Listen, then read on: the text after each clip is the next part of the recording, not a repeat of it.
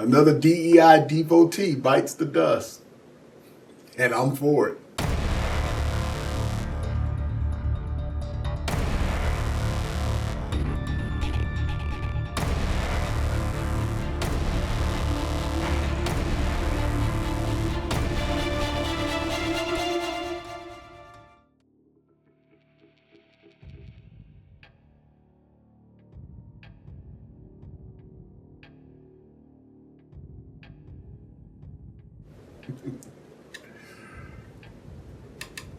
So I want to talk about the election that took place recently in East Baton Rouge, Louisiana, because it ties into a topic that I talked about in one of my videos on my Support Our Shields channel earlier this year. Annexes. Let the people who are convinced that the Decatur police and the leadership are racist have their own town. That way they can create their own laws, local government, and tax collectors. They can get these professional protesters to be their police force. Let's see how that goes. I mean, the way that the propagandist media covered this and the way they framed the headlines were very telling. The headlines from the national media are eye-grabbing at best. Wealthy white Louisiana residents split from Baton Rouge to form their own city. And this is why President Trump correctly called them fake news almost a decade ago. The problem is they're still doing it. Guess what? In Louisiana, the state Supreme Court there is allowing a largely white community to break apart and separate the city of Baton Rouge to create their own city. I think in many cases, this is the answer. I really do. Form your own city municipality. 86,000 residents who are forming their own city in St. George, Louisiana, say it's about better schools for their children and better city services. Baton Rouge is more than 50% black, and those who are against a split say the city will be hurt by this action to create a new city. And I think that this example pertains to frustrated and fed up citizens all across the country who are sick of these woke snowflakes in these blue cities that are wasting your tax dollars while your quality of life goes down the drain. We have thought of different ways if this ruling were to take place, the percentages, the impact that it would have on the budget, what potential cuts would have to be made, but I'm going to reserve crunching numbers in front of you at this time. Again, let the wokeites have their own city and watch them run it into the ground like they do every place else that they rule. What is it going to take to trigger some kind of resurgence in our consciousness to get involved in what has been a long-term strategy for these kind of racists, which is to get away from us as far as possible? Usually the race hustlers are begging white people to get away from blacks, right? Because white people are a danger to black people. This is usually the argument that they make until white people call their bluff and they say, okay, I bet, right? We leave it. Okay, we out of here. We don't want to be around you. Now all of a sudden they're on both knees begging the white man, please come back. Please don't leave us. Don't leave us to govern ourselves. Please don't do it. Don't do it. Don't do it. Don't do it. Okay. That's essentially what you got going on here. Now, what's very telling in this situation is the residents had enough.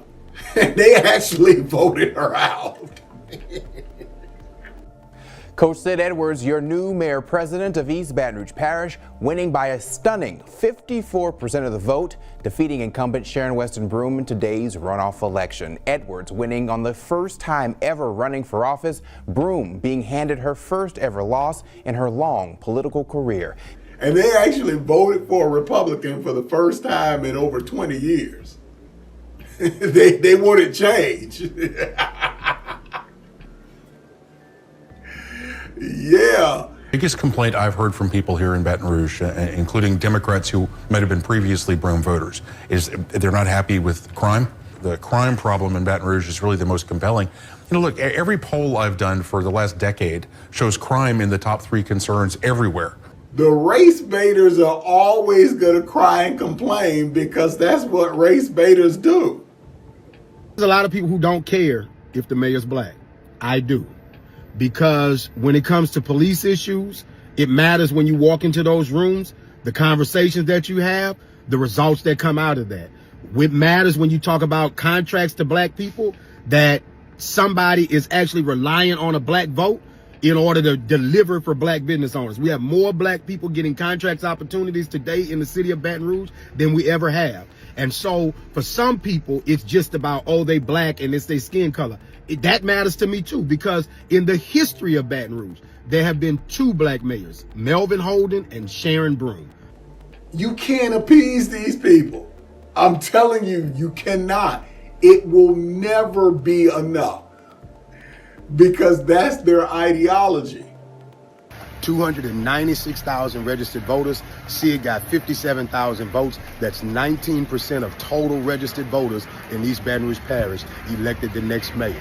So I don't want nobody coming around here acting like we got a Republican mandate. We do not. What we do have is a problem with the leadership in the Democrats and being able to turn out black voters. And again, this isn't segregation based on ethnicity. I'm not for that. But what I am for is separating yourself based on ideology. Most of the people in St. George are white.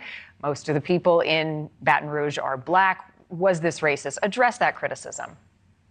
No, it's a divisive narrative that's created for people not to look beyond the surface of the issue. The issue was we have high taxes, we have high crime, we have one of the worst education systems in a country, state ranked dead last in education, and we want more opportunities. And citizens have been fleeing our parish for decades now. We're declining in population. See, if you want to live your life running in the Victim Olympics, then there's not going to be a common ground that we're going to find that is going to be fruitful. So congratulations to the residents of East Baton Rouge. You guys figured it out. Different leadership is exactly what you needed. It said that things had to get this bad and that you lost your biggest taxpayers. But a lot of times in life, we have to learn things the hard way, and then hopefully this will be a lesson that y'all grow from, and the generation coming behind you will definitely grow from.